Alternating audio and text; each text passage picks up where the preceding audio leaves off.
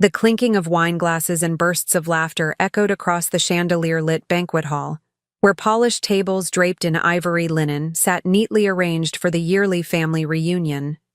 I had barely stepped inside when I heard it, clear, sharp, and cruel enough to slice through the hum of conversations. Before we begin, drop a comment and tell us where are you from and from which city you're watching our videos. And after watching the whole video, don't forget to tell us, what would you do in this situation? Be honest. Tell me in the comments below. We read every comment. Let's begin. There she is, my cousin Lauren sneered, her voice loud enough for half the room to hear. The family failure finally showed up. Heads turned. Some cousins exchanged smirks. Others simply looked down at their plates as though silence absolved them from complicity. My sister, Allison, folded her manicured hands around her champagne glass, her lips curling in that same practiced smirk she'd worn since childhood. Honestly, she added, her voice carrying across the table, I can't believe she even had the nerve to come. No career, no achievements, nothing worth mentioning. The words hung heavy, mocking, amplified by the chorus of chuckles. That followed. My stomach twisted, but I didn't flinch. I sat down, spine straight, lips pressed in a small, polite smile. I'd learned the hard way that silence sometimes spoke louder than fury. Still, their voices wouldn't stop. Failure, Lauren repeated, her earrings catching the light as she leaned forward, almost savoring the humiliation. At least she can say she made an appearance. That's the most we've seen from her all year.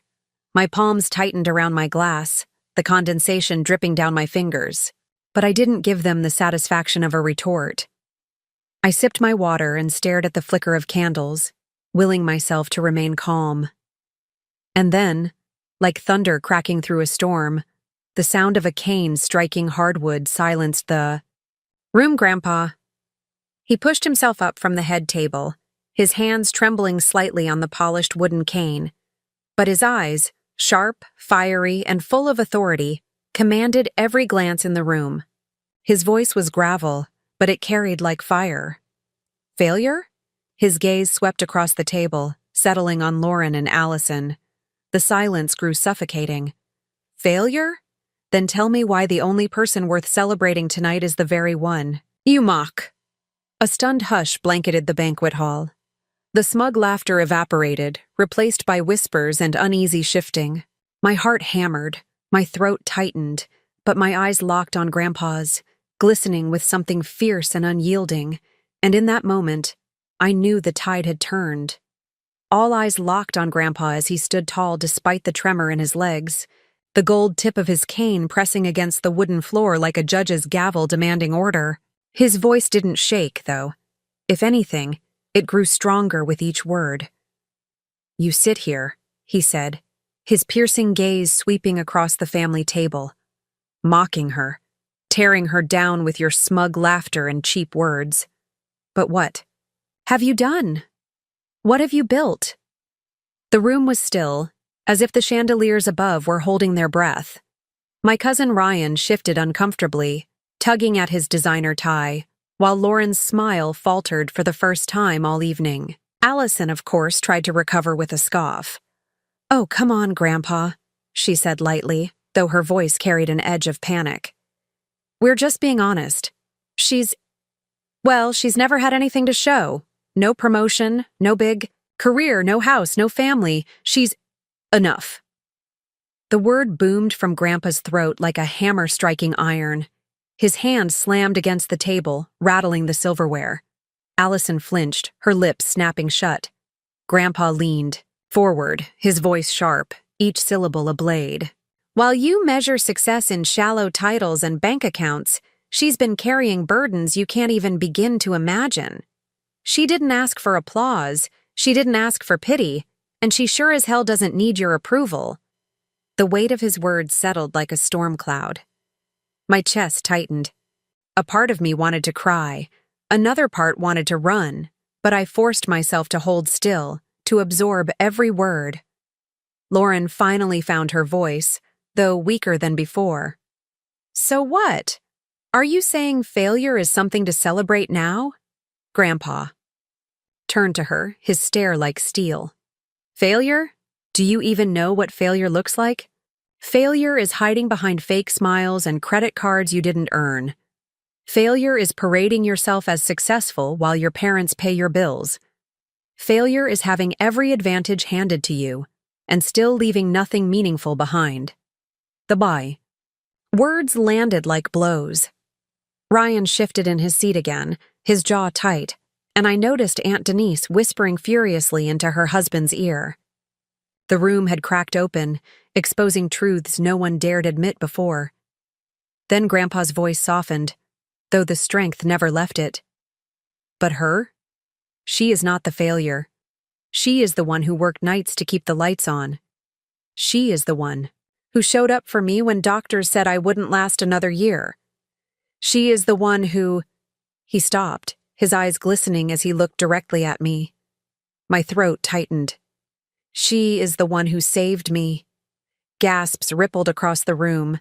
My— Cousins exchanged wide-eyed glances. Allison's face drained of color. What? What do you mean? She stammered. Grandpa steadied himself with his cane and looked at the family as though laying down a verdict.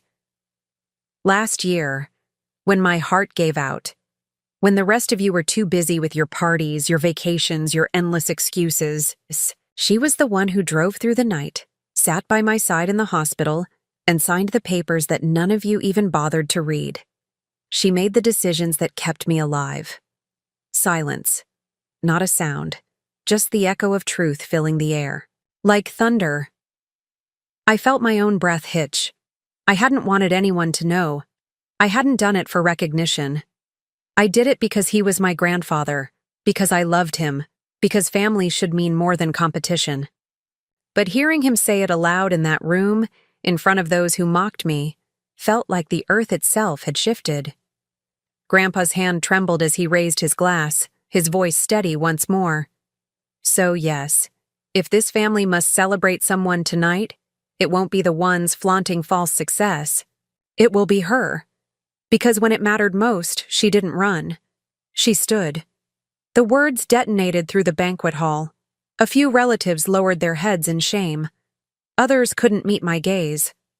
Lauren sat frozen, her cheeks blotched red, while Allison bit her lip so hard I thought it might bleed. For the first time all night, I let myself breathe. Not a loud, defiant breath, but one that carried quiet power. Because the truth was no longer hidden. It stood in the open, undeniable. But Grandpa wasn't finished. His voice grew sharper, colder. And while you all sat in comfort, mocking, she was also building something none of you even bothered to ask about. Something that, when revealed, will make your little titles and careers look like toys. The entire table stiffened. Even I froze, staring at him in disbelief. He hadn't told me he planned to say that. The silence grew unbearable. My pulse pounded as my relatives exchanged suspicious, anxious glances. Allison finally snapped, her voice shaky but loud. What do you mean, Grandpa? What has she been building? Grandpa smiled faintly, a storm brewing in his eyes. He lifted his glass higher, his cane striking the floor once again. That, he said, his voice calm yet razor-sharp, is for her to tell you.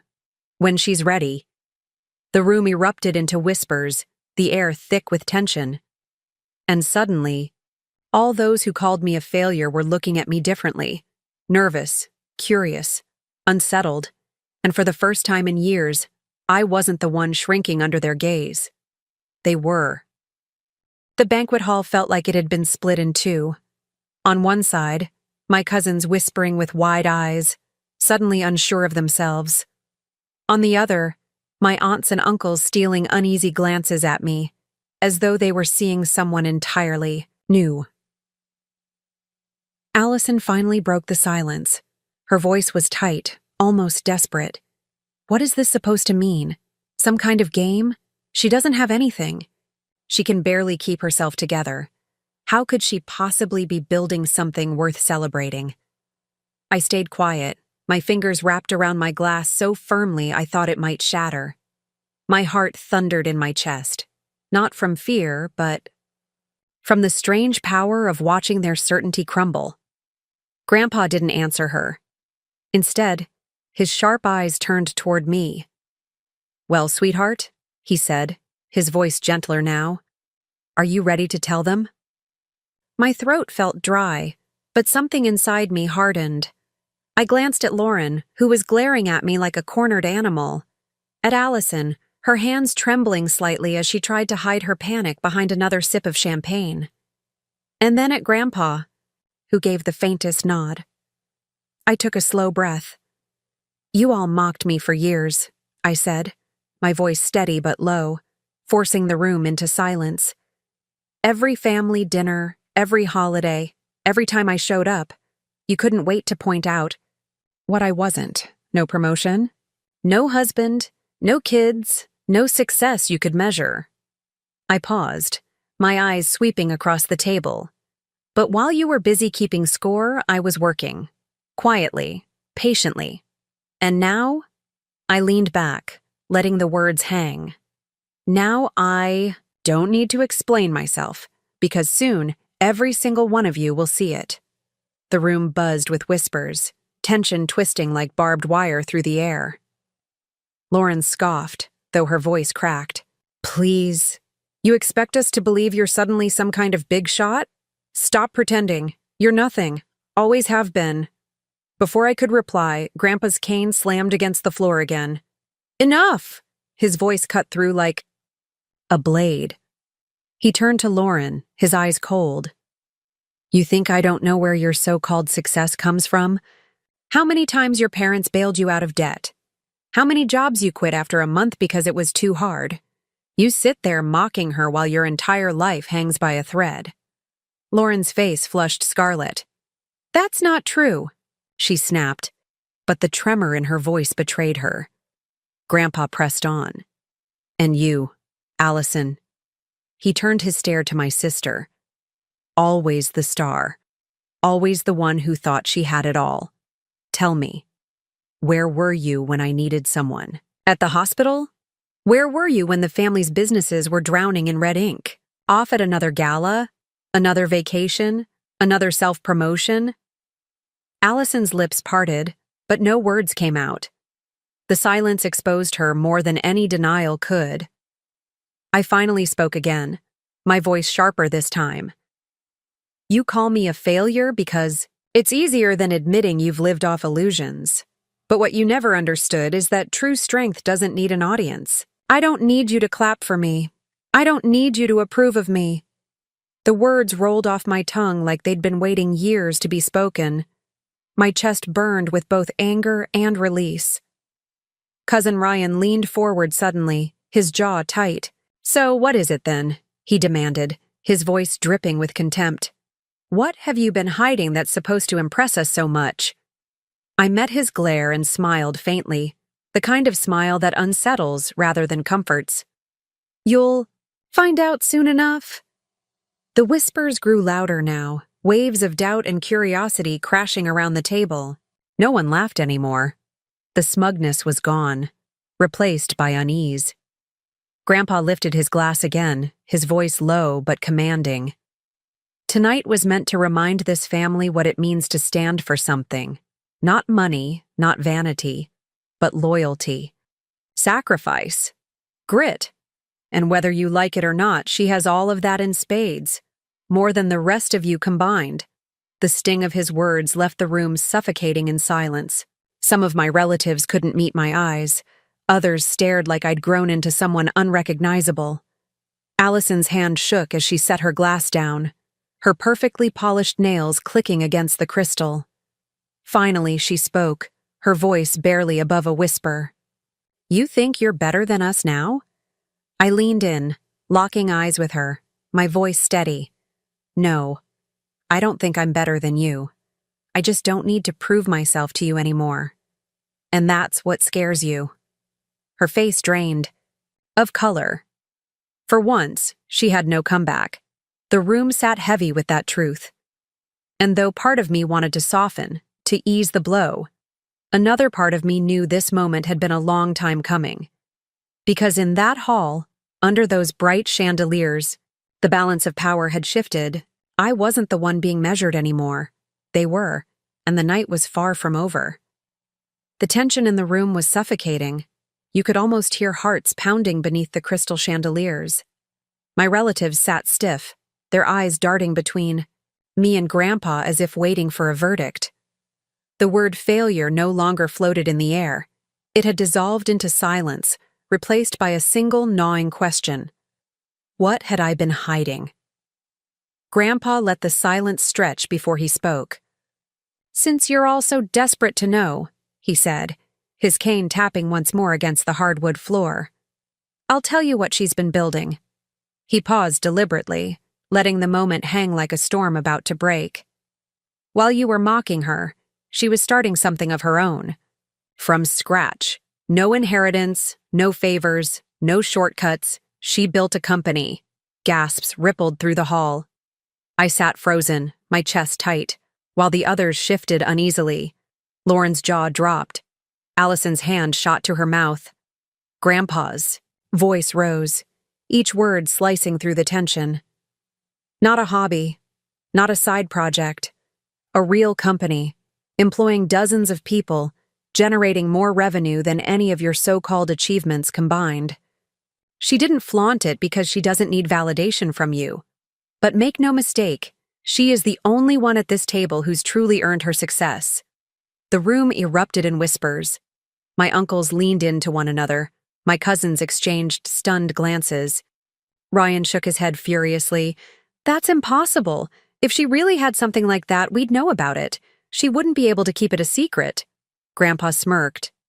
"That's where you're wrong. Real power doesn't always scream. Sometimes it waits in silence until the moment is right." Allison's voice cracked as she tried to regain control. "So what? We're supposed to believe she's suddenly better than all of us? That her little company makes her the star of this family?" I finally spoke, my voice steady and calm, though my pulse thundered. "I don't need to be the star. That's never been my goal. But I'll no longer sit here and let you define me as a failure. Not when I've built something with my own two hands, while you were too busy mocking me to notice." Grandpa's gaze swept across the table, sharp and unforgiving. "You call her a failure, but let me be clear. The only failure tonight is this family's blindness. You've measured her against shallow standards for years, and in doing so, you revealed more about your own emptiness than about her worth." The words hit harder than any slap. No one dared speak. Some lowered their eyes to their plates, others shifted uncomfortably in their chairs. Lauren whispered bitterly, "This changes nothing." But she was wrong. I could feel it. The air itself had shifted, the weight of years of humiliation finally breaking apart. For the first time, they weren't laughing. They were facing me, and the truth. Grandpa raised his glass high, his voice steady, final. "Tonight, we celebrate her, because she is proof that strength doesn't come from privilege, or money handed down, or empty titles. It comes from grit, sacrifice, and perseverance. And whether you like it or not, she is the only one here who's earned respect." His words left no room for argument. The room was silent, heavy with unspoken shame. I looked around the table, meeting each of their eyes one by one. The same people who once smirked at me now shifted beneath my gaze. They couldn't dismiss me anymore.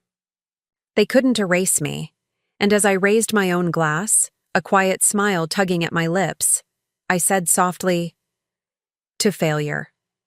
Their faces froze. I let the pause linger before finishing. Because without it, I would have never built the strength that made me who I am today. The hall was silent again, but it wasn't the silence of mockery this time. It was the silence of realization. For the first time in years, I didn't feel small. I felt untouchable. And they knew it.